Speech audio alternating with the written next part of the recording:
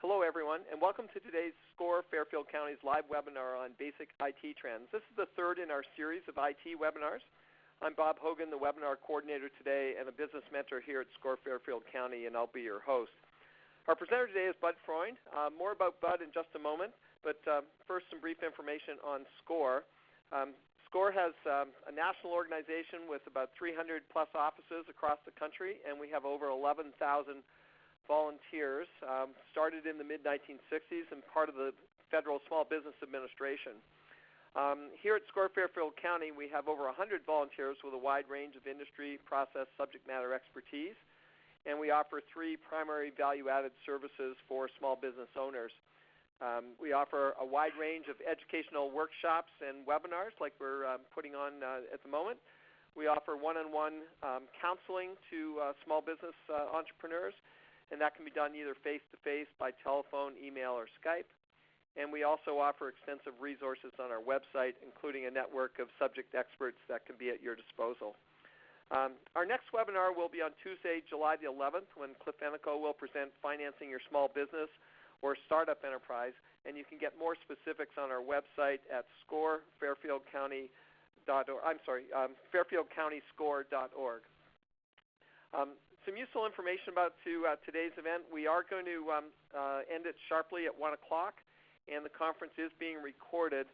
And a link to the recording and the presentation materials will be available on our website, again, fairfieldcounty.score.org, within the next week, or actually it should be up in the next couple of days.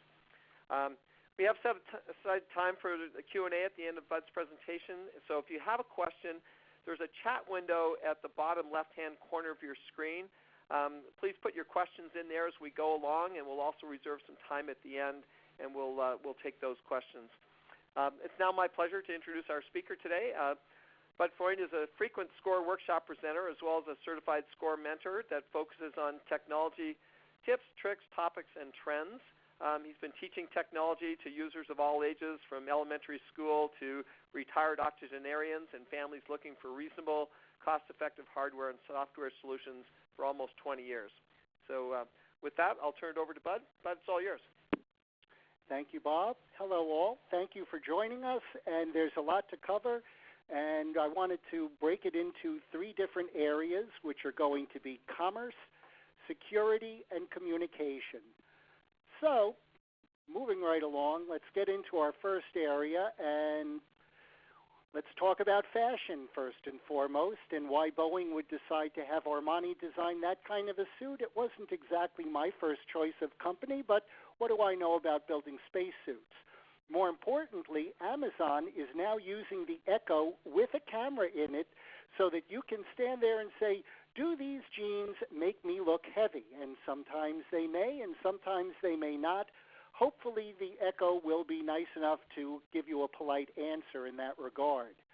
And speaking of Echo, it's got a whole slew of things that it can do. Now, whether you need any of these, I'm not quite sure, but apparently Amazon is breaking all kinds of sales records with it, and the Echo and the Echo Dot are very big sellers through Amazon. And if you're a Star Trek fan, you can change it from Alexa to Computer, and it will give you an answer. However, if you own an Echo, ask it how long to cook a 3-minute egg and see how smart it is. Now, if you haven't heard of J. Hilburn, they're a company that will send a representative to your house to measure you up for custom clothing, shirts, slacks, suits, doesn't matter. Pick the fabrics you want, and you will get custom-made clothing through somebody showing up at your house. Amazon has decided to get in that game, and they now have a machine that will take those measurements, which are probably being sent off of a phone or tablet, and they're going to build it in a machine, and it's going to arrive at your door.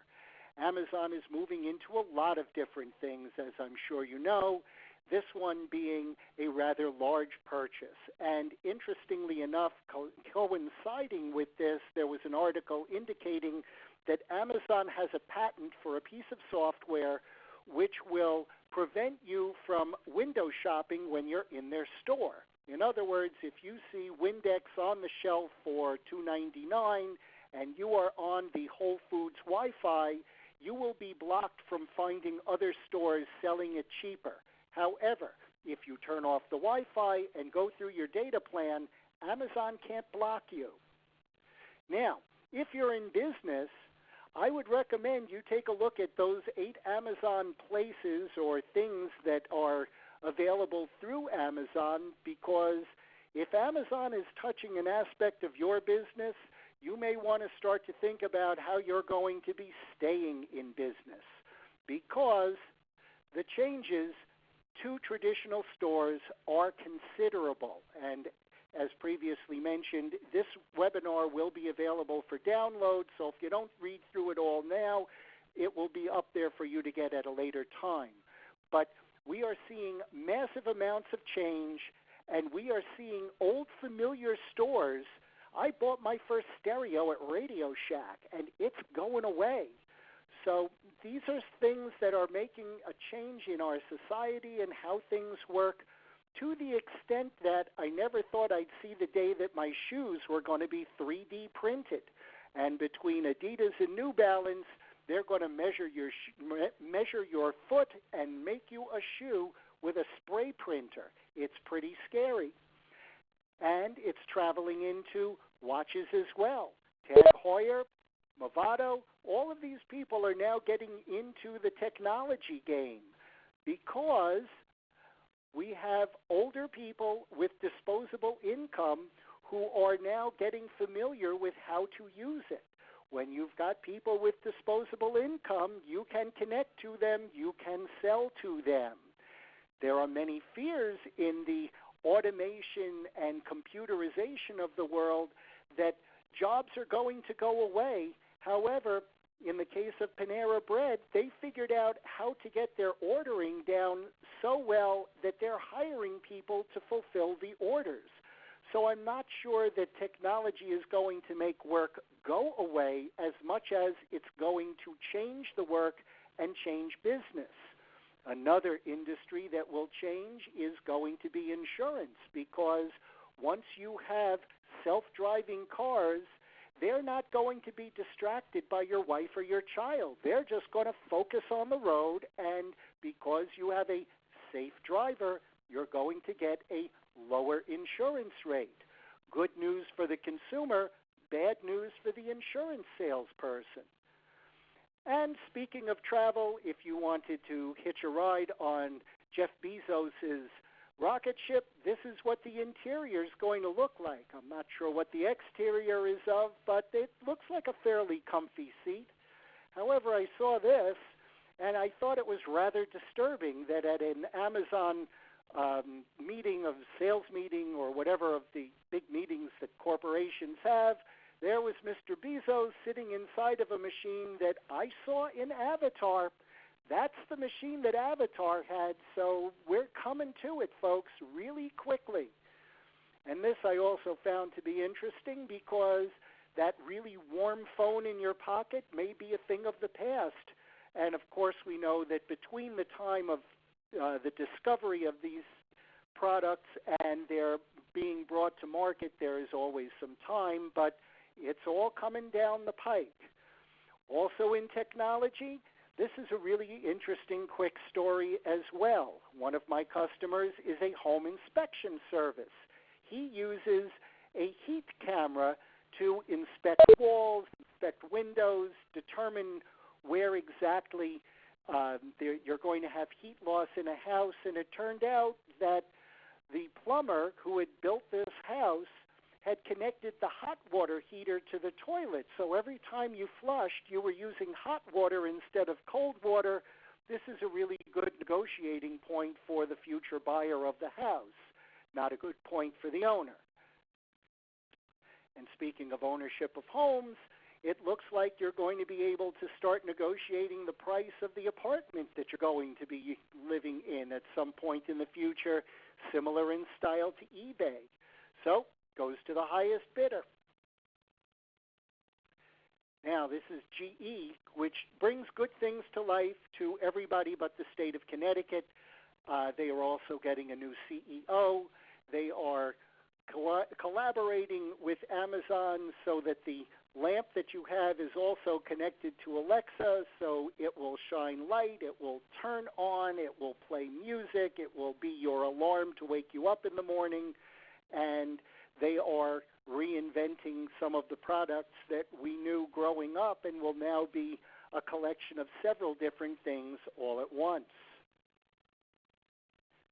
In the world of farming, John Deere was trying to keep people within their family, and lo and behold, somebody in the Ukraine figured out how to get the software on the tractor to be hacked, and now people are buying Ukrainian software so they can keep their tractors working without having to pay John Deere. I found this to be a really interesting media issue because if you have $246 billion in cash, I'm not sure you're desperate for a success. So I'm not sure what the Washington Post is trying to sell me, or if the Washington Post is doing their homework as well as they'd like to claim. Now, if you get a 2,000-pound delivery from Amazon, my phone number is in the bottom right corner. My email is down there as well. Please send a note to me. I'd love to talk to you. I'd love to know what you're getting that's 2,000 pounds worth of Amazon. But again, where we used to have airplanes and helicopters, we now have drones that will be able to do that work without a person. L'Oreal's ad used to be because I'm worth it, but I don't think I'm worth a $179 hairbrush that has Bluetooth and Wi-Fi. So might not be the best idea that I've ever seen to come down the pike, but clearly L'Oreal thought that it was something of value. If you've got a lawyer, your bills should be going down somewhat because computers are able to do a lot of the research that lawyers used to do and bill for. So again, changes are coming along because of what the capabilities of computers are. Changes are also coming in the buying of advertising on the Internet. If a dollar is spent on the Internet, 40 cents of it goes to Google, 37 cents of it goes to Facebook, and the rest of us slug it out for the other 23 cents, give or take.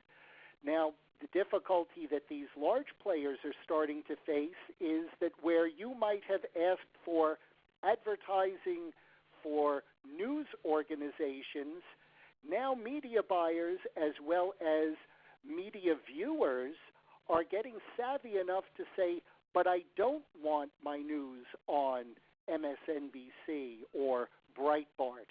I only want it on, and you define, and now the purchase of media can be far more greatly filtered. If you are using Amazon, I would recommend using it through an app either on a tablet or a smartphone. If you are going to it through a web browser, once again, people are able to figure out a workaround. And speaking of workarounds, I got the email here on the left. It came from PayPal. I don't use PayPal very much, so I was very curious to find out about this potential unauthorized activity. So I clicked on my link through my phone, and I went to that website. And I know for a fact that that is not the PayPal website because PayPal has PayPal.com. So I can go to report it, and on a mobile device, that's what you're going to see when you go into the browser window. It becomes very important to pay attention to this stuff. You go here, you click that, you've given away a whole bunch of information. Very sorry. Proceed with caution. This one also came to me. Now, my email was not been hacked, or if it had, they should have spelt it properly. I don't get it, but some people don't read their emails too carefully. And by the way, why would I send myself a notification of being paid? Proceed with caution, folks. It's really important to read the email that you're getting, which, of course, will segue us into some of those other things that are going on around the world. One of the more recent being this woman, Reality Winner. Yep, that was the name. That's not a thing or a place or a horse. It was a person who got arrested because they found out that she had released documents from the NSA. How did they find them? The printers that are being used in secure government installations have these codes that are printed in very light yellow on the paper so that people who don't pay attention don't see them. And this information has serial numbers, date of printing, computer that the printing request came from. All of that is being recorded, and information that then allows for the tracing of where did this come from. And here, folks, as you can see, the biggest issue is education for your people. While they say that it's security, the security, and you'll see in just a moment, is really about the people, not about the computers. When they find that the greatest issue is human error, the computers are running fine. It's the people running the computers that aren't doing so well. And this information comes out of a free document from Verizon. If you want the actual document, which is this report up here, you can get that at this URL down here. Interesting reading. These are their these are their highly recommended items about securing in your business. And again, who's getting hacked? Well, unfortunately, it's people who think they know what's going on and they don't have to worry a whole lot, and they're pretty careful and they don't have to worry, and that's the magic word on who's getting hacked these days. Always have to read where your emails are coming from, what's in them, proceed with caution. It's gotten very, very dangerous. And even Google will admit to the risk and danger of free email, to the point that when the smartest guy in the room is getting fooled, you've got to proceed with caution. So keep it in mind, folks. Again, from a report, who's getting hacked? These are supposed to be smart people here. They're getting hacked a lot. Why? Because they either think they're the smartest people or they're just plain getting fooled and not paying attention. This was equally disturbing that now instead of just going out to hack, people are looking you up on Facebook and posts and going, oh, you like the Yankees. Well, how about if I send you an email that offers you tickets for a game or to see a band, and now I am spear phishing and looking specifically for you because you have put information online that allows me to do so. Now, when you talk about these cryptographic algorithms, I would not worry about the fact that the algorithm was hacked. It only took Google 7,000 years of computing to get there. So I think your stuff will still be secure for a little while. However, if you're getting Microsoft documents, you may want to remember the words of Sergeant Phil Esterhaus, which were, let's be careful out there. It is dangerous.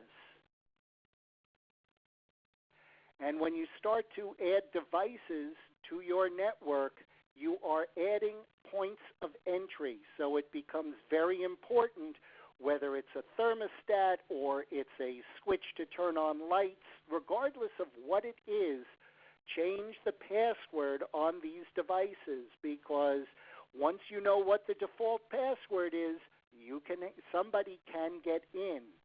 And as we're finding out, of course, there are spy cameras in microwave ovens, so you've got to proceed with caution, folks. Proceed cautiously. Where we used to know malware, as a big issue, ransomware is now starting to take over. There's profits to be made in ransomware, large profits to be made in the ransomware. Why? Because if my business is being run on files that I keep on a computer and somebody blocks my computer and I can't run my business, I go out of business.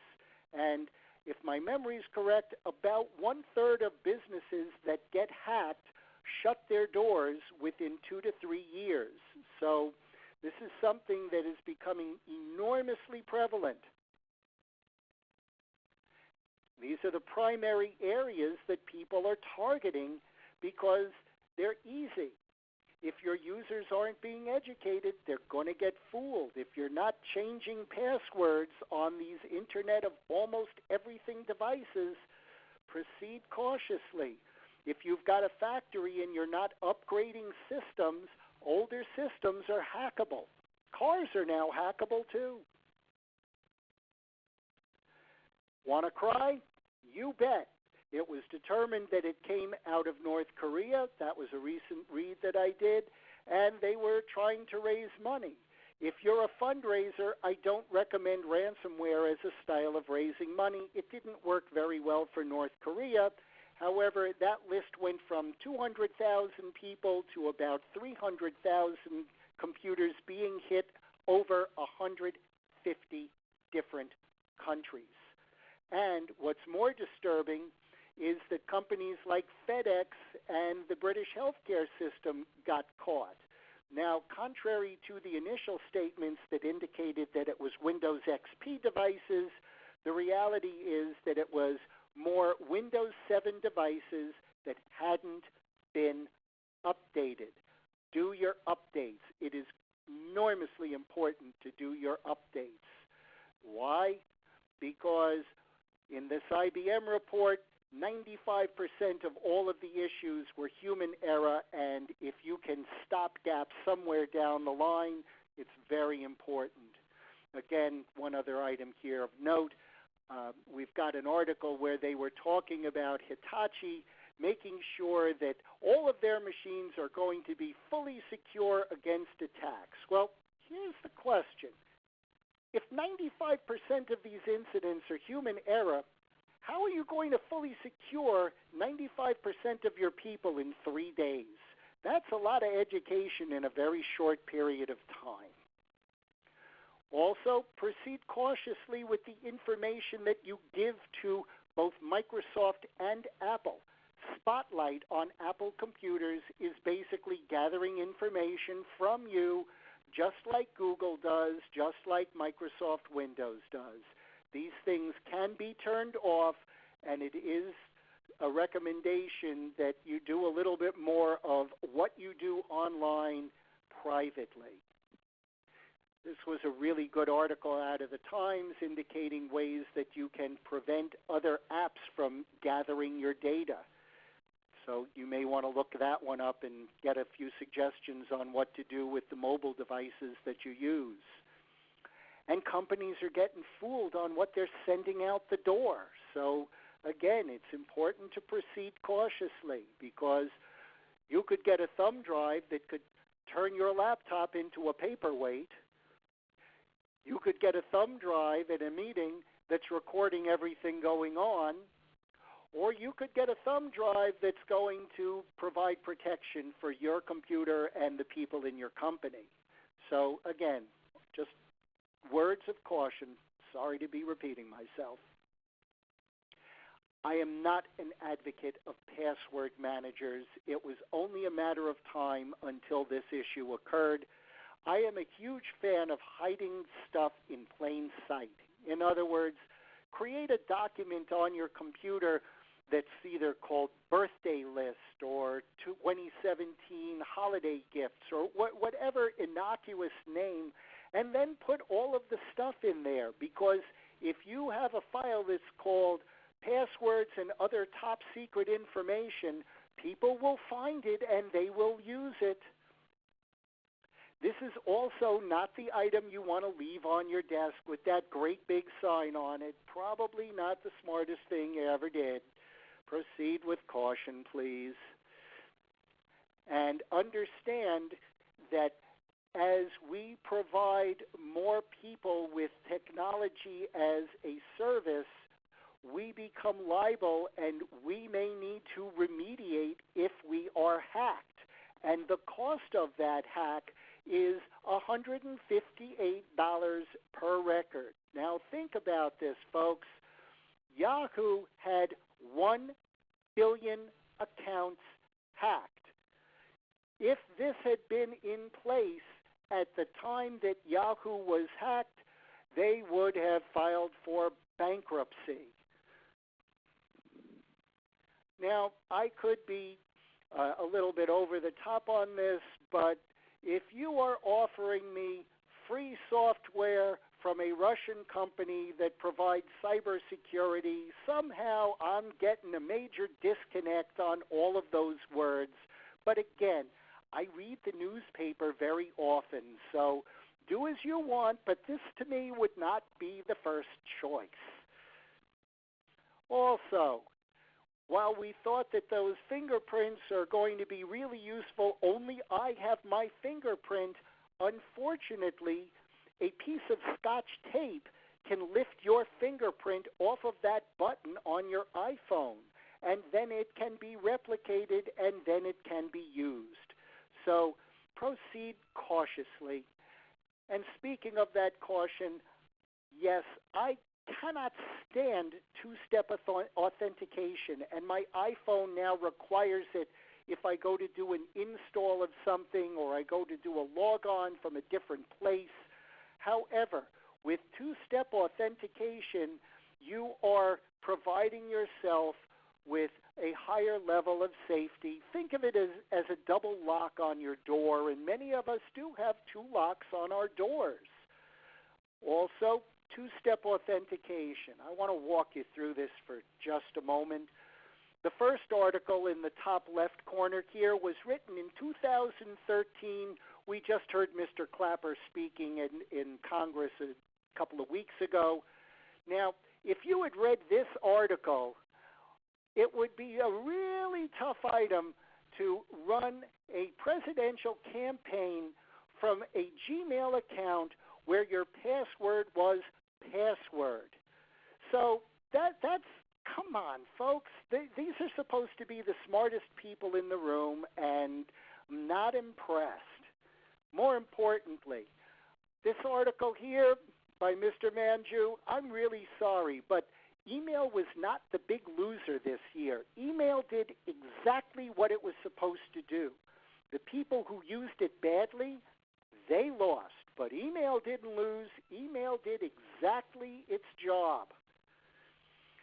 And read the yellow part, folks. This is becoming a very important aspect of business now, because while computers are doing lots more for us, they are also becoming enormously complex, so that even the people who are supposed to be able to explain what the computers are doing don't fully understand what people in these companies are making the computers do, to the extent that Theranos was fudging blood testing. They're practically out of business.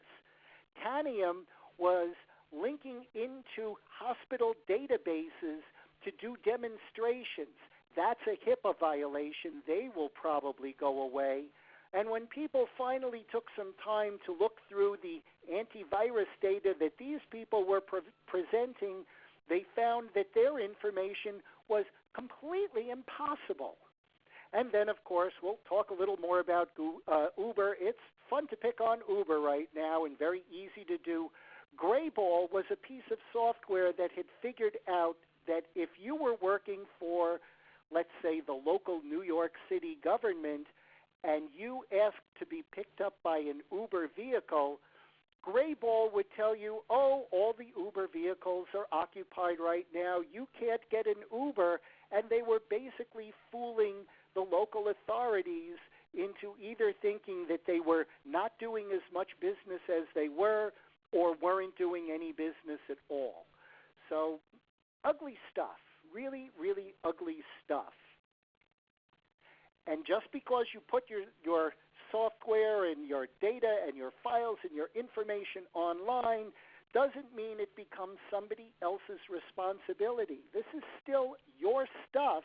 You need to pay attention to it. So what are people talking about these days? Well, the biggest talk for small business is going to be this net neutrality issue, because what's going to happen with net neutrality is that the larger players are going to be able to control the faucet that runs the information. In other words, I can pay an Opt Online or a Verizon more money to push my product faster than your product, where net neutrality allowed everybody an equal shot. Plus, with privacy rules going away, more information can be gathered, more information can be leveraged. Therefore, what you provide to people can be used to advertise to you. However, thank you, Facebook, if you want to connect with your public officials, it is going to become considerably easier, which is good news. Now, I saw this in the Times, and I can only give you two thoughts. The first one being, anyone who has ever studied the English language knows that the root of Twitter is twit, number one. Number two, if you know that whatever you are doing is wrong, why would you perpetuate it? And speaking of the perpetuation of wrong, these people, Uber, if they get to continue as a company, it is only going to be because people like Arianna Huffington, who is on the board, are starting to change their culture, number one. And number two, we keep calling them. If you don't like the way somebody does business, don't do business with them. Amazon's gotten into video conferencing as well. Not cheap. However, if you just want to have a quick conversation with two other people, you can do that for free. Check it out. And your phone is going to turn into your radios. It's already got the pieces in place, so you'll be able to get more stuff through your phone. We thought that it was irritating to have foreigners and foreign countries doing all kinds of tech support. Well, not only are they doing tech support that's irritating, now they're getting on the phone and they're trying to swindle you on top of it, because if you don't understand what they're talking about and you give somebody access to your computer, all they do is put a 900-pound elephant into your living room and go, oh my God, look at that, there's a 900-pound elephant in your living room. I put it there, but if you give me a couple of $100, I'll take the 900-pound elephant I put in your living room and take it out. But I may put it back again because you have given me the ability to do that. Mary Meeker works at a company called Kleiner Perkins, which is venture capital out in Silicon Valley. And every year she does a presentation on Internet trends. Her trends are the items on the left. The items on the right are a few things that are a little bit lower and not as significant as what she's studying. The first one, which I noticed, and I've heard this in a number of different places, are momtrepreneurs. Moms who have small kids who are still trying to be in the workforce, who have a computer at home and are figuring out how they can make a few bucks. So they are becoming a viable entity. Not quite sure how you tap into them. However, they are a group that you can now start to look to. If you have kids in school, grade school specifically, grade schools are now talking about curriculums of academic rigor or personalized learning, all of which allow a learning program specifically tailored for your child, your student. However, they seem to overlook the fact that unless the school has a no homework policy, the responsibility and the risk of getting onto the internet either lies with the parents or the after-school program.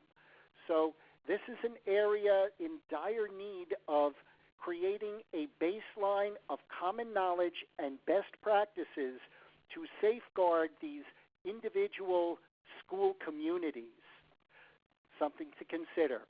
And finally, this risk of free email, as more and more people are getting hacked and spoofed and it's coming out of free email, I believe it will only be a matter of time until you see larger companies saying, I am perfectly happy emailing out to your Gmail account, out to your Yahoo account, out to your Outlook or Hotmail account. But we do not take inbound email from free email services.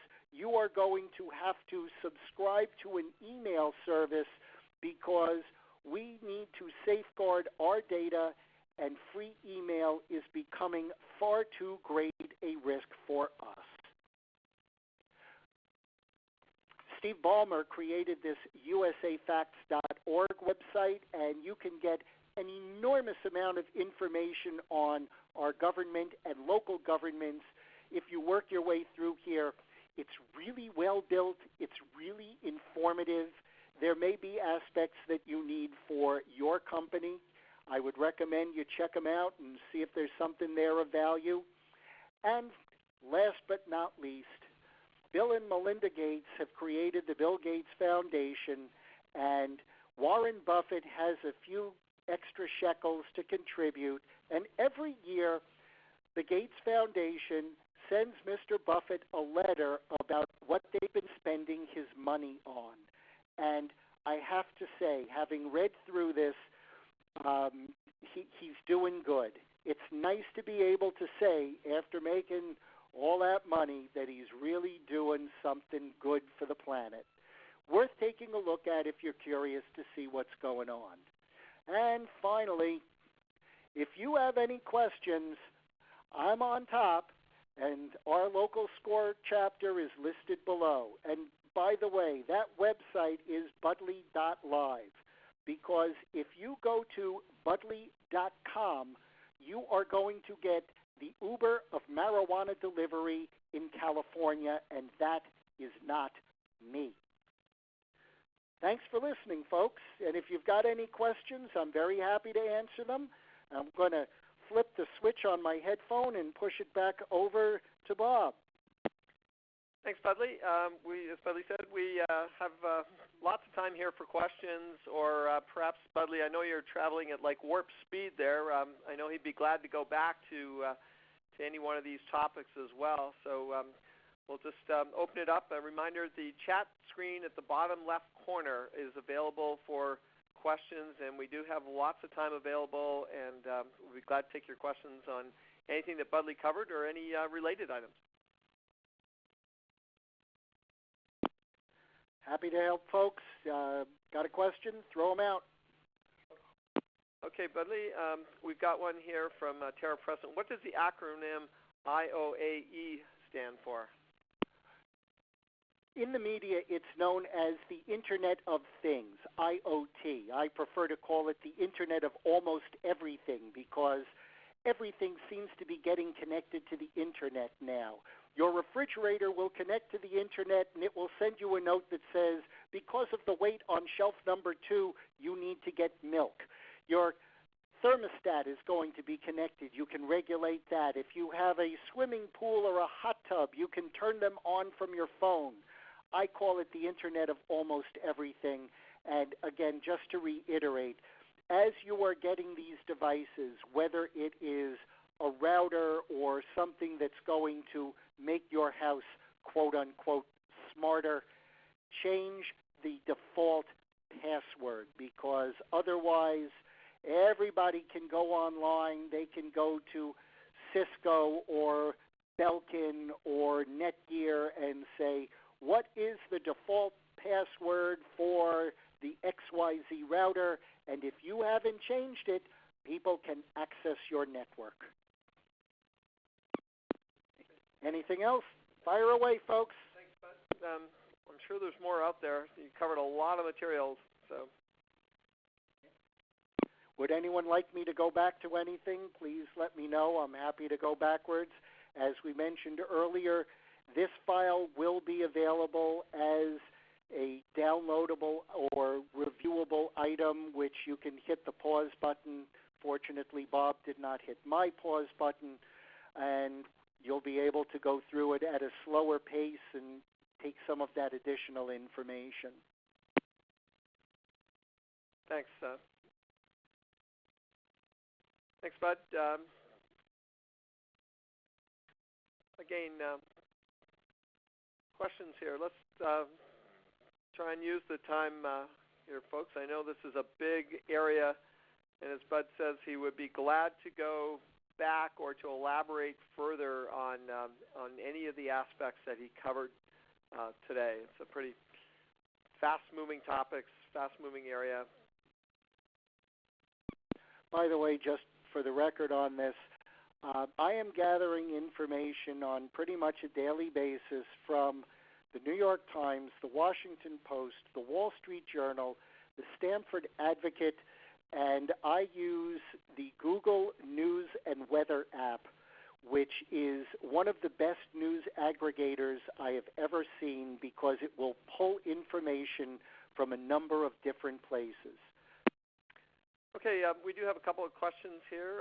One from John Muro. Can you talk a little bit more about technology and business and competition with retailers and online e-commerce business? Let me try and track down that file for you or that screen, because the information that is recommended these days, let's see, we're going to work back to the beginning. Somewhere in this neighborhood, I think. Bear with me, folks. I'm going to run through a bunch of these things. Come on, you. I did. It's double click. There we are. Okay. I'm looking for a very specific page just to, nope. Sorry. Got to go further back. Let's start here. This is the first place where if you are a traditional retailer, Amazon is just the 900-pound gorilla of retail right now. Whether they will remain that way, it's important to remember that once upon a time, AT&T was the only telephone company on the planet Earth, and the government decided that monopolization was not a particularly good thing. That may happen to Amazon. We don't know that. But for the moment, if any of these areas are things that your business does or touches on, I would suggest looking at different aspects of your business to see where you can differentiate from an Amazon who doesn't have a person and a personal connection. I would recommend or suggest to you that the magic words for local retail is personally connect. And fortunately, I found my other slide right next to it. This is the other slide which, if you are in retail, this is going to be a very important issue for you because data and the usage of data changed dramatically. And one of the items that I did not touch on, which will be of enormous value to you as the local retailer, is SEO, search engine optimization, because that will allow you to connect with the customer that is near you locally. Let me give you an example. I've got a leaky faucet in my house. So I go on Google and I type in plumbers, and because of some guy out in Milwaukee, he shows up first. Well, I know that the guy in Milwaukee isn't going to drive to Connecticut to fix my faucet. So now I wise up and I type in plumbers in Connecticut. but I'm not sure that a guy in Hartford is going to drive down to fix my faucet in Fairfield County. So now I wise up again and I type plumbers in Fairfield County, Connecticut. And now I start to get that list of people who are going to be fairly close by. And as is human nature, most of us don't go beyond that first page of Google search results. If you have figured out how to get your page to the top of that list for that local search, you are going to win. If you haven't figured that out, the guy who has is going to be at the top of the list. For example, I know a dentist who was getting 3-4 phone calls a month off of his website. In general, that means that his website was costing money rather than making money. He hired someone to do SEO work. He is getting 68 phone calls a month off of his website, and for a dentist, a patient coming through their door has a value of approximately $9,000 in cleanings and fillings and general dentistry work over their lifetime in a dentist's office. So if you can take 68 phone calls and turn them into 3 customers, that's a pretty good deal for a dentist. For SEO, think about who is your customer, what is your customer worth, and where or how far do you want to travel or have your customer travel to see you. That value, if you're selling cars, is going to be different than if you're selling T-shirts. Okay, great. Thanks, Bud. We've had also one question about if they have questions later, can they connect via your email? And I assume the answer to that is yes. Absolutely. Phone number and email are on there so that you can get in touch with me. That's why we put this information out. And we also have another question here. Do you think in a health or financial services business that it is value add to say that the information gathered from clients will be kept off the computer and locked up in a filing cabinet? That's a really interesting question because in the area of healthcare, the mandate is to get the information online. Part of what HIPAA is involved in is the ability to move medical information more easily between organizations. A friend of ours who is a doctor, if you think of the spokes of a wheel, he's the hub. And he's got a patient, for example, who's older, has a series of different things going on, whether it's psoriasis or diabetes or a hangnail, whatever.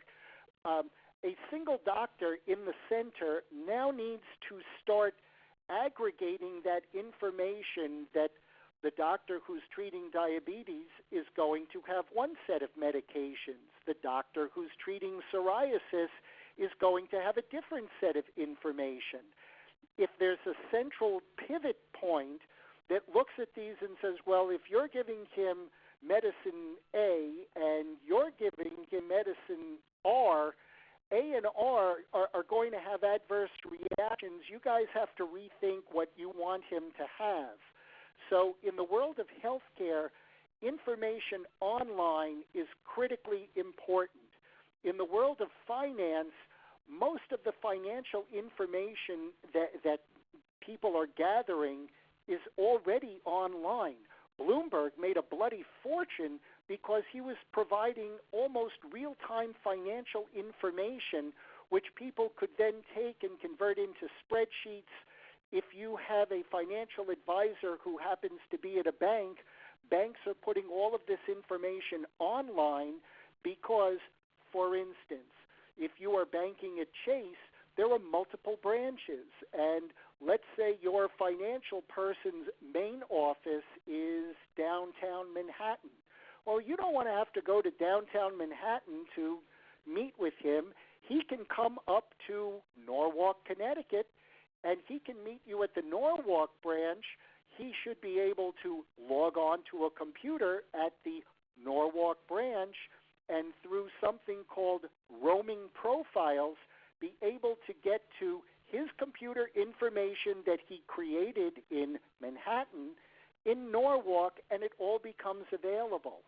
To take this information offline starts to make the process a little bit more cumbersome. It doesn't make paper go away. I still use and like using paper. Okay, thanks, Bud. Obviously, there wasn't no one answer to that one. It's access versus security, I think, is the trade-off. Any more questions that we've got, or to go back to any topics? As I say, there's a lot of material covered. Be glad to do that. We still have time left. And also, just to touch again on the retail issue, because it's here, take a look at some of these companies and think about the shopping that you used to do or that your kids do or that you continue to do. And think about the notion of Radio Shack. When I was in high school, I was going to Radio Shack. The notion that Radio Shack couldn't keep up, and one of the items that I did not include here and just triggered off of this, there's a new CEO at J.Crew. Basically, again, if you followed the news, about a week ago, give or take, he was having an interview and he basically said, I underestimated the impact of the internet on my business. If I had thought about what the internet was going to do to J.Crew's business, I might have done things differently. And a week later, he's not running the show anymore. There was an article, I believe it was in the Sunday Times, about how it's not such a great job anymore to be the CEO of a company because you've got all of these diverse groups, you've got all of this enormous quantity of information, and I can tell you 4 things about technology that I have told to hundreds of people now through different SCORE workshops and webinars. It's very simple. We have the time. I hope you'll sit and listen to it. First, the people with the gray hair and ulcers that qualify them to drive the bus, and it really doesn't matter whether they're in business, medicine, education, media, or politics, didn't grow up with any of this stuff that they are being asked to make decisions about now. So it's kind of like that Christopher Columbus thing where they thought the boat was just going to fall off the side of the world.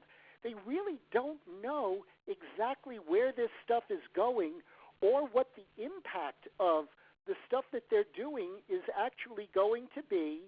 And I'm walking and chewing gum here. And the people who are seeing it the most, they happen to be making the most amount of money on it, but who would have ever thought that the advertisers are going to kick back to the places they're advertising and say, I don't want you to put my ads there.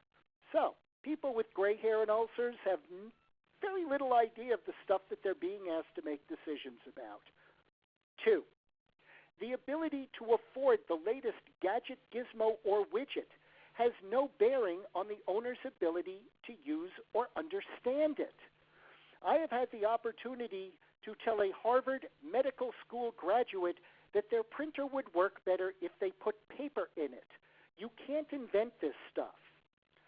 3, neither owners nor leaders disclose what they don't know until their persona and digital footprint result in something like the sexting of Anthony Weiner, the emails of Hillary Clinton, or the Prime Minister of Norway telling Facebook to stop censoring the Napalm Girl Pulitzer Prize-winning photograph from the Vietnam War because it's a shot. I remember it on the front page of the Times.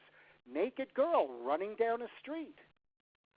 Finally, if you touch technology, whether you love it or hate it, you are committed to a lifetime of learning because it's constantly changing and nobody can know it all, which is why we do these tech trend things on a very regular and ongoing basis, because the changes are enormous and dramatic, and I do a lot of the reading. That doesn't mean that you shouldn't, but if you work with other people, suggest that they get some skin in this game as well.